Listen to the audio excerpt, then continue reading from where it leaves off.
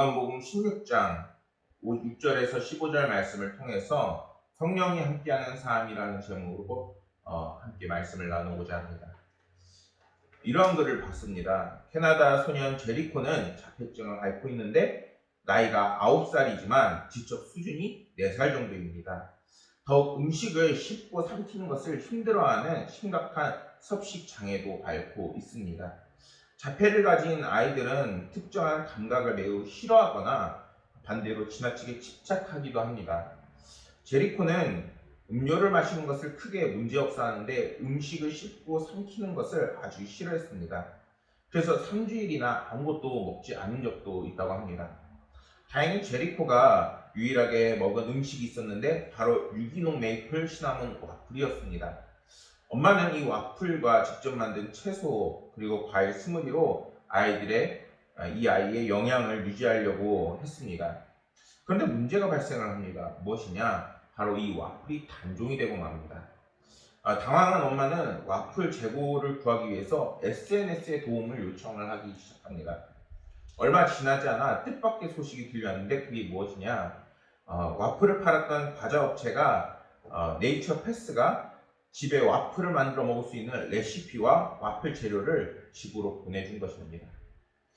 사실 이 이야기를 들려드리는 이유는 정말 우리들의 삶에서 정말 예측할 수 없고 또한 우리의 삶이 가능되지 않는 일들이 우리의 삶 가운데 많이 일어납니다.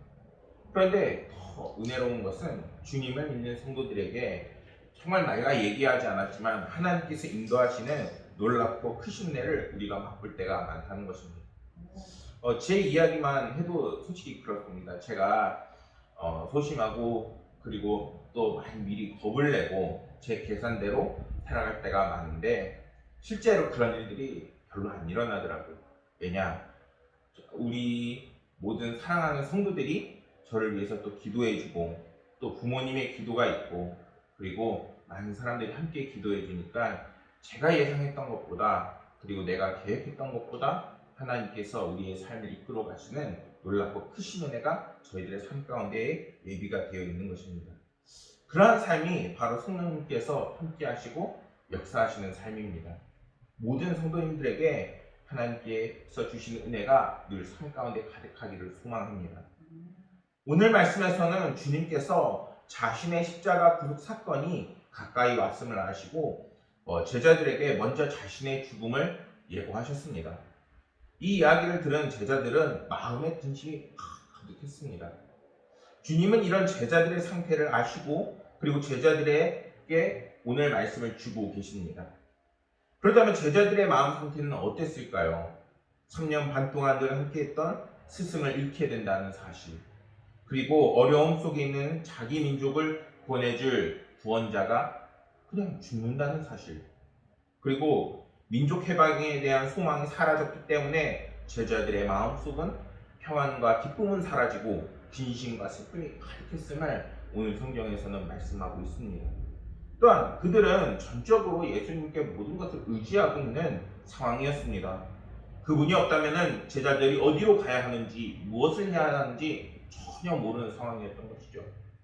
이런 제자들을 향해서 주님은 이렇게 말씀합니다. 7절 말씀을 보면은 그러나 내가 너희에게 실상을 말하노니 내가 떠나는 것이 너희에게 유익이라. 이 말씀을 언뜻 보면은 주님께서 그냥 하는 말씀, 우리가 그냥 하는 말 있잖아요. 괜찮아, 잘 될 거야, 이렇게 말씀하는 것처럼 보일 수도 있습니다. 그런데 이 말씀은 그들을 위로하기 위한 말씀이 아닙니다. 무엇이냐? 그들이 믿든지 안 믿든지 실제로 이 일은 일어나기 때문인 것입니다. 사도행전 2장 4절 말씀을 보면은 그들이 다 성령의 충만함을 받고 성령을 말하게 하심을 따라 다른 언어로 말하기를 시작하니라 라는 말씀이 있습니다. 무엇이냐? 오순절 강림 사건을 통해서 이들이 성령을 받자 그들이 방언을 하고 다양한 말을 하고 놀라운 능력과 권능을 보이셨다는 것을 성경은 증언하고 있다는 것입니다. 그러자 그들에게 놀라운 내적 변화가 일어나게 되고 또한 다른 변화까지 다 함께 일어나서 이제는 주를 위해 헌신하고 충성하는 데 있어서 두려움이 없는 것입니다. 제자들은 그 성령으로부터 권능을 받아 이제는 효과적으로 복음을 증거하게 됩니다. 이 말씀은 오늘 주님의 그 말씀이 사실이고 진실임을 분명하게 보여주는 것을 성경이 증언하고 있는 것입니다. 그들이 성령을 받자 그들은 곳곳에서 능력과 이사가 일어나게 됩니다.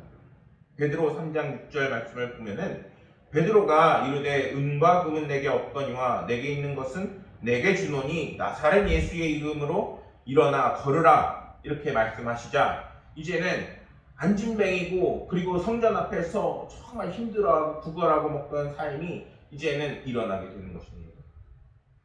근데 이러한 일이 베드로에게만 일어나는 것이 아닙니다. 바울과 바나바가 루스드라에서 발을 쓰지 못하는 안진뱅이를 위해서 예수님의 이름으로 기도를 하자 치유받고 일어나게 되는 역사가 또 일어나게 됩니다. 이 모든 것들이 어떻게 일어나는 것일까요? 바로 그들과 함께하는 성령의 놀라운 역사하심이 있었다는 것입니다. 이런 놀라운 역사는 우리에게 분명히 주는 교훈이 있습니다. 그것은 우리가 범사에 주 예수 그리스도를 인정하고 또한 성령님의 놀라운 역사가 나에게도 일어날 것을 믿어야 된다는 것입니다.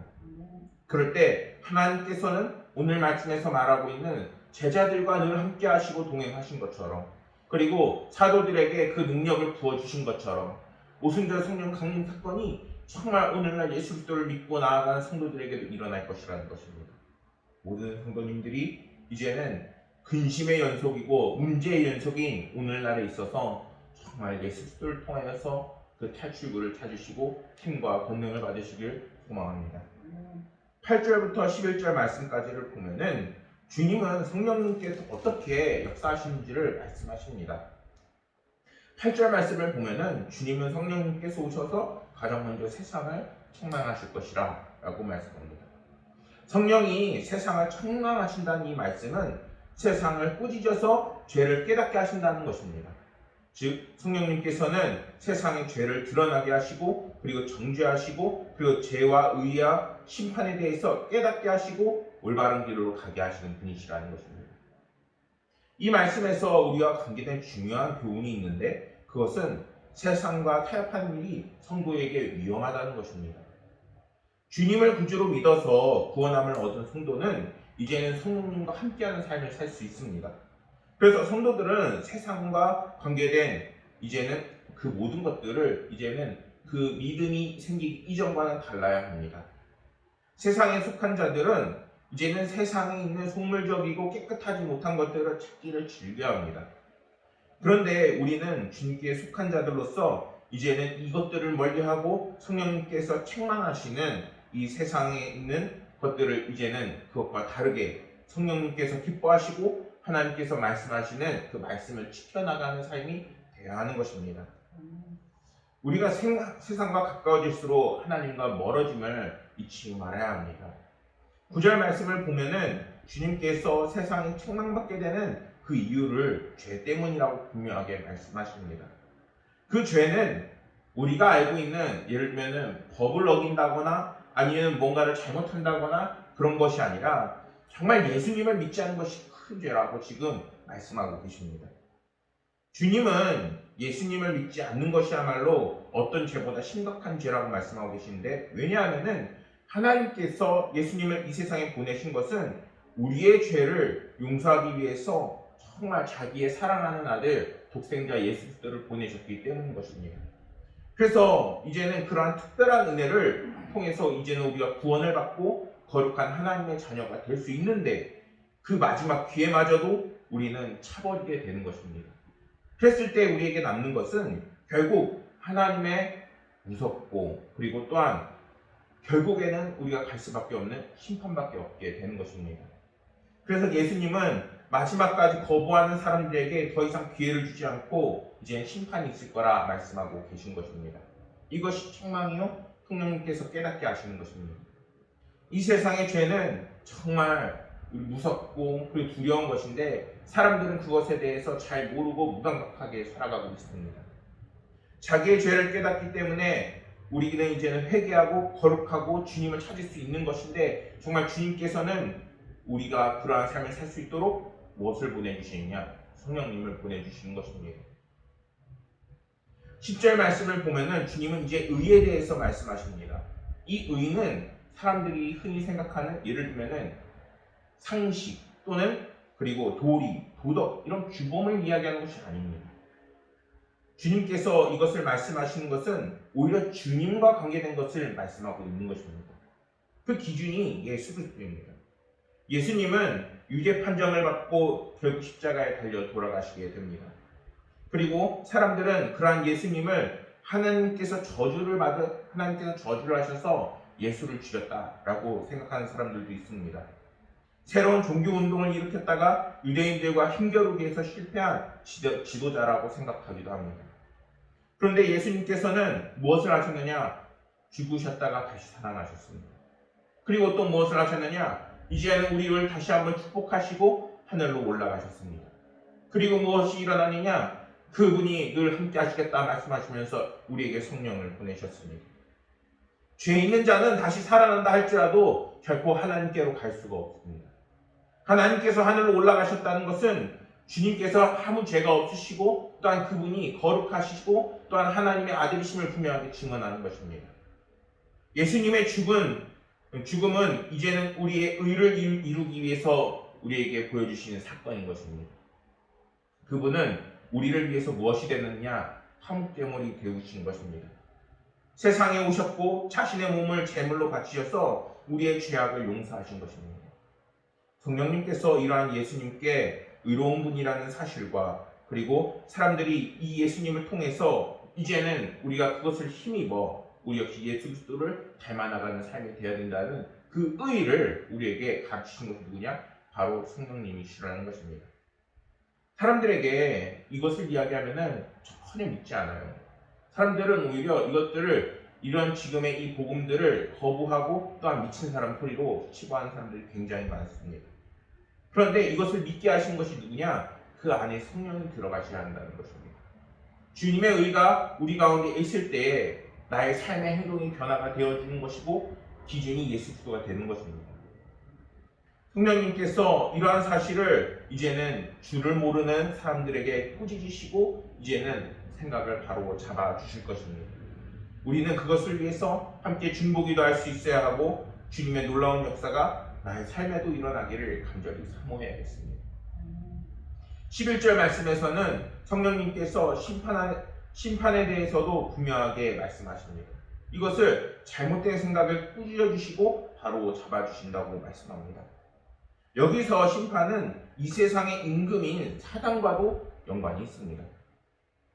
주님께서 십자가에 달려 고통을 받거나 죽어가는 예수님이셨습니다. 그런데 이러한 주님의 그 심판 그리고 돌아가심은 결국에는 무엇을 심판하나요? 바로 죄와 사망을 심판하게 되는 것입니다. 그분이 죄와 사망을 이기심으로 성도들 역시 그 역사에 참여할 수 있게 되는 것입니다. 예수님은 마귀의 일을 멸하십니다. 내가 다 이루었다 라고 말씀하시는 것은 정말 주님께서 우리를 위해서 대신 화목제물 되신 것도 말씀하고 계시지만 이 안에 그 깊이에는 이제는 사단 역시 심판하셨다라는 것도 담겨져 있는 것입니다. 우리의 삶에서 환난이 많고 문제가 많고 어려움이 많지만 그 속에서 또다시 사단은 유혹합니다. 주를 버려라. 이제는 너희가 살고 싶은 대로 살아라. 거기가 정말 네가 원하는 것이 맞는 이렇게 속삭입니다. 그런데 하나님께서는 이제는 그 보혈로서 우리를 구원하셨기 때문에 내가 정말 주를 따라가고 주님께서 나를 붙잡아 주신다라는 그 믿음이 우리 가운데 있게 되면은 이러한 사단의 속삭임이 틈타지 못하게 되는 것입니다. 왜? 사단 역시 이미 이때의 심판을 받았기 때문인 것입니다. 단지 지금 이 유혹이 계속되고 있는 것은 사단의 마지막 발악인 것입니다. 우리의 삶에서 정말 우리의 복이 되고 희망이 되고 소망이 되는 것이 무엇이냐? 예수 그리스도인 것입니다. 그분과 함께할 때에 사단의 유혹과 어려움은 우리의 삶을 틈타지 못하게 되는 것입니다. 그래서 성도들은 무엇을 해야 되는 것이냐? 이제는 성령을 찾아야 되는 것입니다. 주님께서 우리가 심판에 이르지 않고 구원에 이르게 하도록 하시는 주님의 그 인도하심이 우리의 삶 가운데 있게 해달라고 주여 나와 함께하여 주옵소서. 또한 말씀을 가까이 해야 합니다. 주여 전신갑주를 입게 하여 주옵소서. 이 세상이 너무나도 나를 힘들게 하고 소망 없게 하고 그리고 나의 모든 것들을 갉아먹고 있습니다. 이때 기도를 하면은 주님께서 분명하게 말씀하시고 희망과 소망을 우리에게 더해 주시게 되는 것입니다.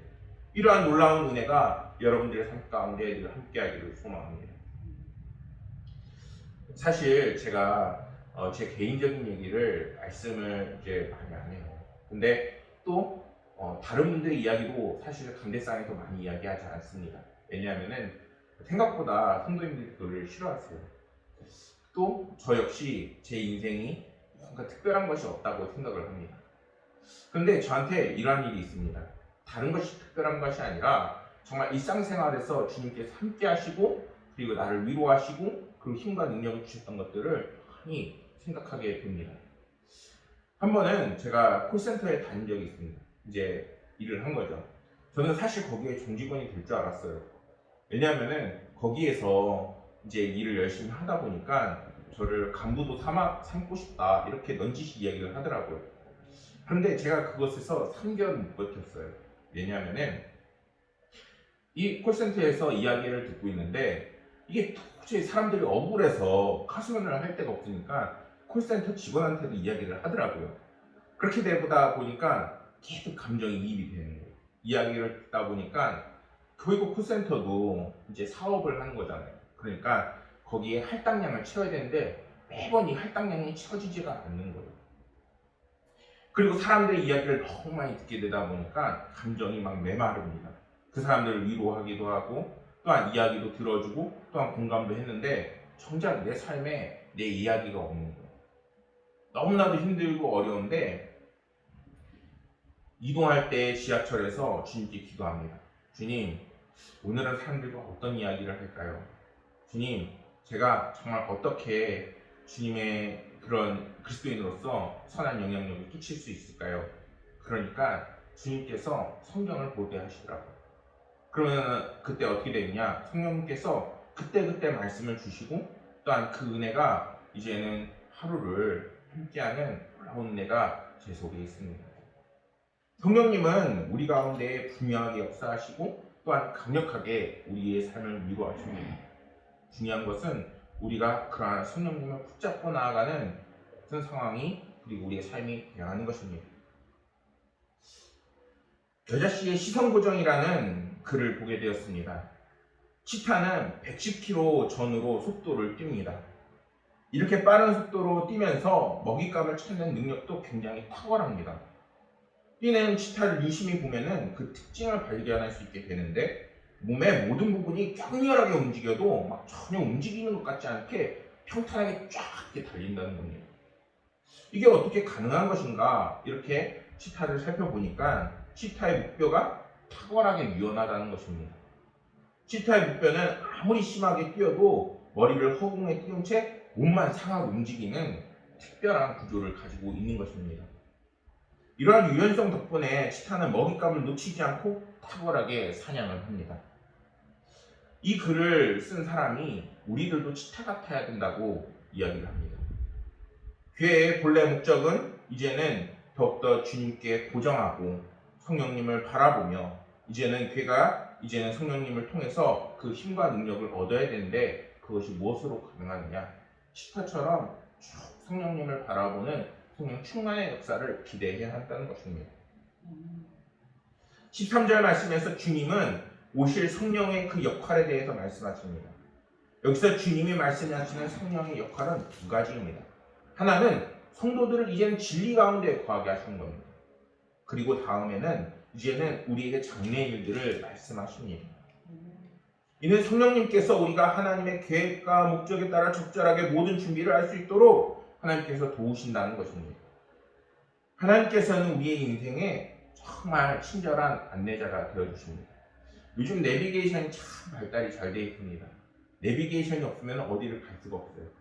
그런데 어떤 사람들은 장난스럽게 내비게이션을 이제 설정하기도 하지만 저 같은 경우에는 내비게이션이 친절하면은 그렇게 기분이 좋더라고요.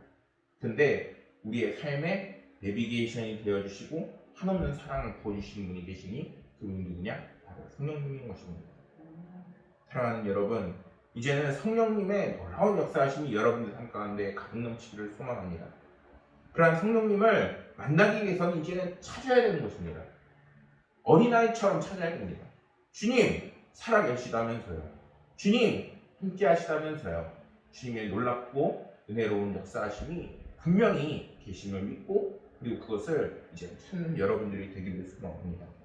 그럴 때 하나님께서는 성령님을 여러분들 가운데 마음 가운데 이제는 삶 가운데 분명히 부어주실 것입니다.